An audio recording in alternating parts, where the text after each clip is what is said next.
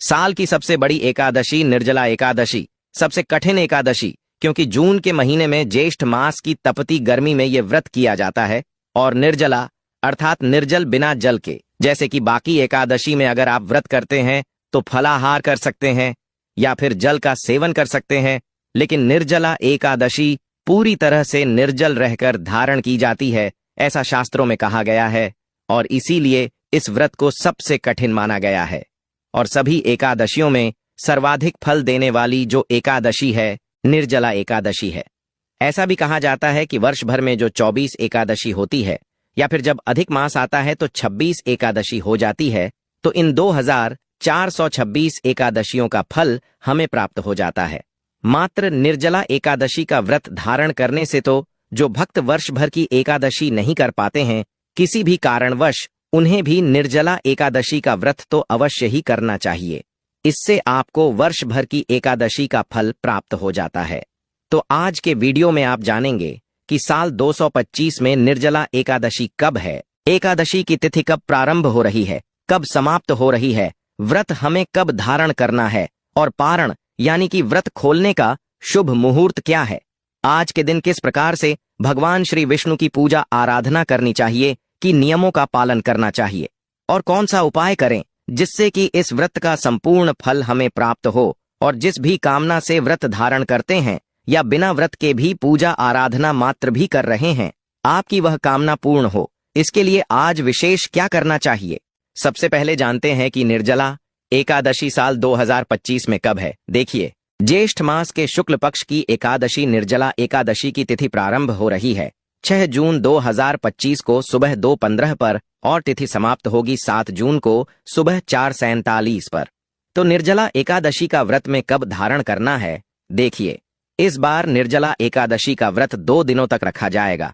मतलब बहुत से भक्त हैं जो कि 6 जून को ये व्रत धारण करेंगे, और बहुत से भक्त हैं जो कि 7 जून 2025 को भी एकादशी का निर्जला एकादशी का व्रत धारण करेंगे। 6 जून का जो व्रत है गृहस्थ आश्रम अर्थात स्मार्त करेंगे, और 7 जून 2025 को वैष्णव एकादशी है। ठीक है, तो दोनों एकादशी हैं। वैसे आप जिस भी समुदाय को मानते हैं, जिस भी संप्रदाय से मठ से आप जुड़े हुए हैं, वहां पर जिस भी एकादशी हो रही है आप उसके अनुसार कर सकते हैं। या फिर आप जिस भी गुरु को मानते हैं, मतलब जिस भी गुरु से आप जुड़े हैं, दीक्षित हैं, आप उनके अनुसार ये व्रत कर सकते हैं। ठीक है, अब बात करें पारण के शुभ मुहूर्त के बारे में। तो देखिए, अगर आप 6 जून 2025 को निर्जला एकादशी का व्रत धारण करते हैं तो व्रत का पारण आपको करना है 7 जून 2025 को दोपहर में 1:44 से 4:31 के बीच में। ठीक है, ऐसा क्यों? क्योंकि हरिवासर की समाप्ति के बाद ही हम व्रत खोलते हैं, और इस बार जब द्वादशी तिथि समाप्त हो रही है सुबह 4:47 पर, तो हरिवासर की समाप्ति होगी 7 जून 2025 को सुबह 11:25 पर। अब दोपहर में व्रत नहीं खोला जाता है, इसलिए 1:44 लेकर और 4:31 के बीच में आपको अपना व्रत खोलना है। ठीक है, तो अगर आप 6 जून को व्रत धारण कर रहे हैं और निर्जला व्रत धारण कर रहे हैं तो आपके लिए ये कठिन है, क्योंकि निर्जला एकादशी का व्रत फिर हो जाएगा लगभग 32 घंटे तक का। तो ये कठिन होगा, क्योंकि 32 घंटे तक का निर्जला व्रत रखना आसान तो नहीं है, बहुत मुश्किल है। लेकिन फिर भी जब ठाकुर जी की कृपा होगी तो हो भी जाएगा। अब बात करें कि अगर आप 7 जून 2025 को एकादशी का व्रत धारण करते हैं तो आपको आपका व्रत खोलना है 8 जून 2025 को सुबह 5:23 से सुबह 7:17 तक व्रत के पारण करने का शुभ मुहूर्त है। अब आपको ध्यान रखना है, सुबह 7:17 पर द्वादशी तिथि समाप्त हो जाएगी, तो इससे पहले आपका व्रत अवश्य खुल जाए। इस बात का आपको ध्यान रखना है।